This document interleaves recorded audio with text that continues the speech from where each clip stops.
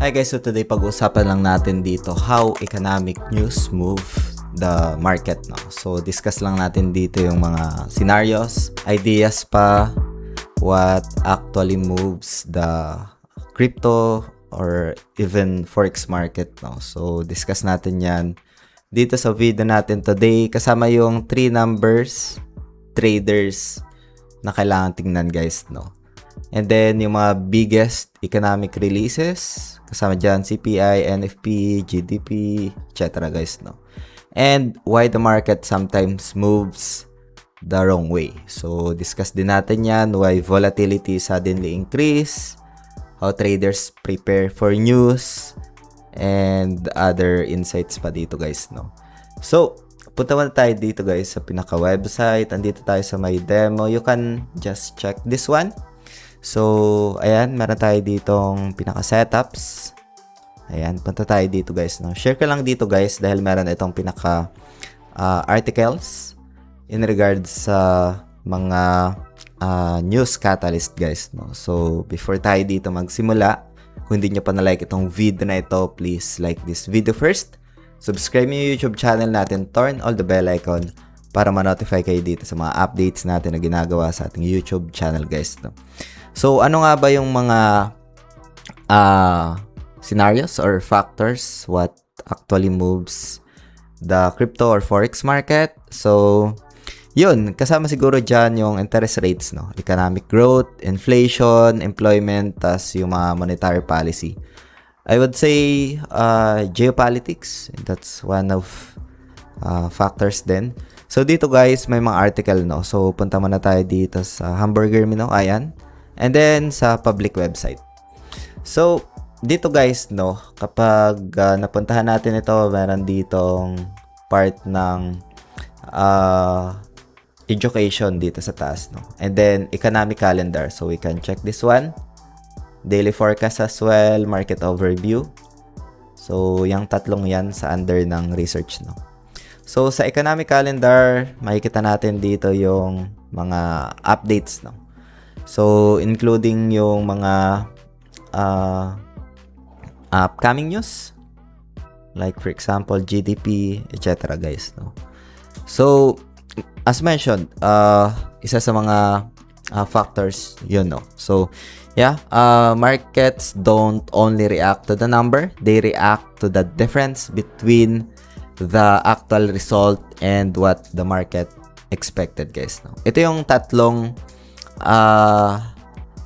kailangan nating tingnan siguro. In my own opinion lang ito guys, no? Like, unang-una yung previous, tapos forecast, tas yung actual, no? So, napaka-importante yan just to check yung mga sentiment as well as yung pinaka-report, no?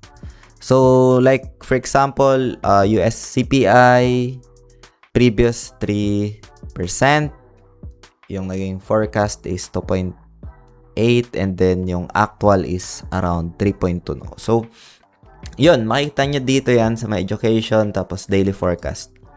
So, you can check, like, for example, read more lang. So, if inflation comes in significant higher than expected, no? Usually, traders may anticipate higher for longer interest rates, potentially supporting nung dominant for the DXY or the USD. So, yun, biggest economic releases, napaka-importante din. Ayan, so you can check this one guys, no? So, unang-una, yung news na sa CPI, which is tinitingnan dyan ng mga traders, is yung inflation. NFP is US employment. GDP naman is economic growth. FOMC decision, US interest rates.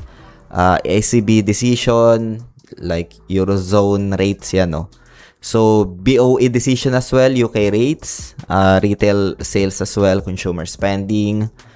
PMI, business activity, no? So, yeah, for beginners, no, that yung central bank decisions and inflation data can be particularly important because of their relationship with this interest rate expectations, no?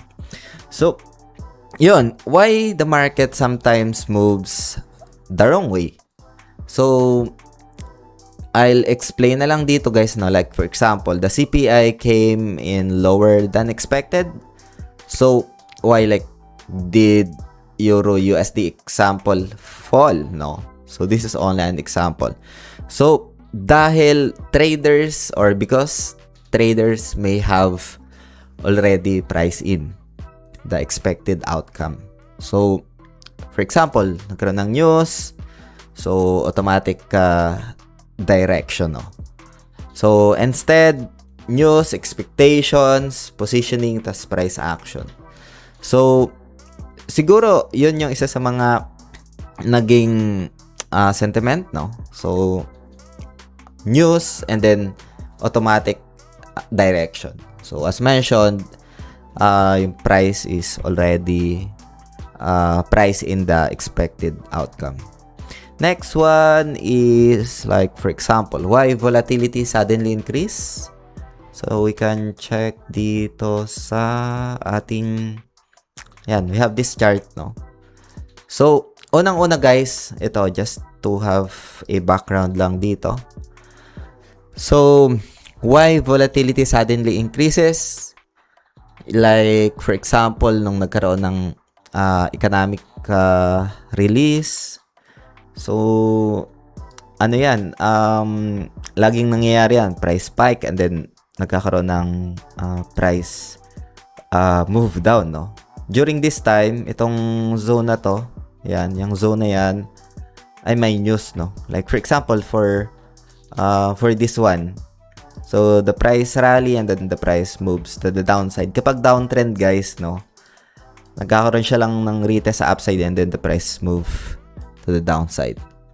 So, yun.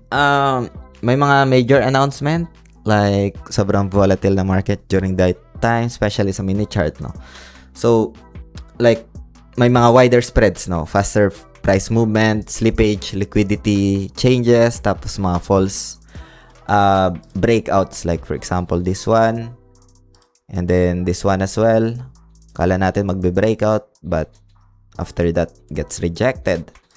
So may mga large candles, no, kaya minsan hindi nagte-trade yung ibang trader. So much better to have this risk management and execution consideration, no. So yun yung mga scenarios dito why volatility suddenly increase during that news, no. Kasama dyan yung mga wider spreads, faster price movements, slippage, liquidity changes, false breakouts, and large candles. So, eto, how traders prepare for the news, no? So, before the news, check yung economic calendar, yung ipinakita natin dito kanina, yung pinaka-time zone, nandiyan naman. Identify yung high-impact events. Mark yung important support and resistance levels. Like this one. You can just add ng mga trend lines dyan. Know yung pinaka-maximum risk, no?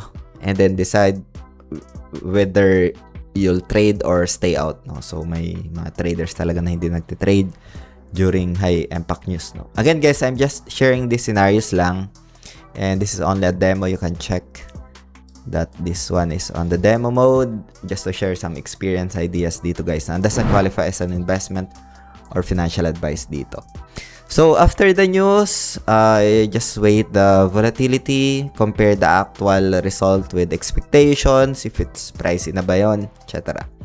So look for some confirmation, like for example this one gets rejected, dalawang retest, as well as this one. This is the key level liquidity zones, no. Ayan, so yung mga retest ng week na yan, especially 1 hour mini chart as well, makikita yan.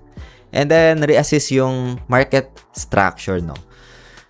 So yun, as mentioned, the economic news doesn't tell, no, yung exactly kung saan pupunta yung price action. It changes the expectations behind the currency or the tickers, or like for example in crypto, like for the BTC and the high market cap, no. So, the understanding those expectations can help us understand why the market moves, no? So, yun. Hope you get some insights, guys, especially sa mga nag-check. May mga app ako dito na pwedeng i-share in the next coming videos. And, yeah, other validations dito. Siguro, additional contributing factor itong mga to. But, for me, high probability pa rin dito is yung technicals, guys, no? Mas maganda pa rin na is cross-validate yung price action sa technicals, no? So, yun lang. Hope you get some insights dito, guys, sa discussions natin, especially sa mga nagtatanong regarding mga news, events, saan ako nag-check, how economic news moves or affect crypto, forex, markets dito, guys, especially other markets din dito. So, yun lang, guys, a quick update lang dito sa video natin today. Hope you get some insights, ideas dito, guys. Maraming salamat ulit sa panunood. Ingat tayong lahat. Peace out. Bye for now.